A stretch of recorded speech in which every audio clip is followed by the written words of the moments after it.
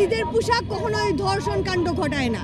ধর্ষণের একমাত্র কারণ হচ্ছে পুরুষতন্ত্র এবং পুরুষতান্ত্রিক রাষ্ট্র ব্যবস্থা। যেই রাষ্ট্র ব্যবস্থায় ধর্ষণের বিচার পাওয়ার কোনো নিশ্চয়তা নাই, সেই রাষ্ট্র ব্যবস্থায় মূলত ধর্ষকের জন্ম দেয়। যদি ধর্ষণ পোশাকের কারণে হতো, তাহলে মাদ্রাসা শিক্ষার্থী নুসরাতকে ধর্ষণের শিকার হইতে হতো না।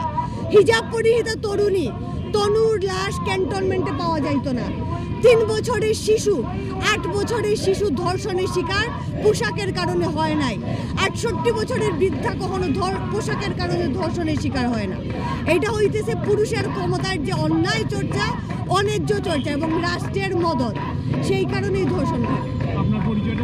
আমি বাংলাদেশ ছাত্র ইউনিয়ন সিলেট জেলা সংসদের সভাপতির দায়িত্ব পালন করছি। আজকের আয়োজনটা কারা করেছে? আসলে বলছি যে একদিকে মব জাস্টিসের মতো কার্যক্রম রাষ্ট্রে চলতেছে, অন্যদিকে যে পরিমাণে দর্শন হচ্ছে, নারীরা নির্যাতনের শিকার হচ্ছে, নিপীড়নের শিকার হচ্ছে, সেখানে স্বরাষ্ট্র উপদেষ্টা তথা দেশের যে আইন শৃঙ্খলা পরিস্থিতি যাকে রক্ষা করার দায়িত্ব যিনার, তিনি কোনো ধরনের ভূমিকা রাখতে পারলেন না। ফলে আমরা বলছি যে এইরকম একটা ব্যর্থ স্বরাষ্ট্র উপদেষ্টাকে পদত্যাগ করতে হবে এবং আমরা বলছি অবিলম্বে যারা যারা দর্শন কাণ্ড ঘটিয়েছে তাদের প্রত্যেককে আইনের আওতায় নিয়ে আসতে হবে।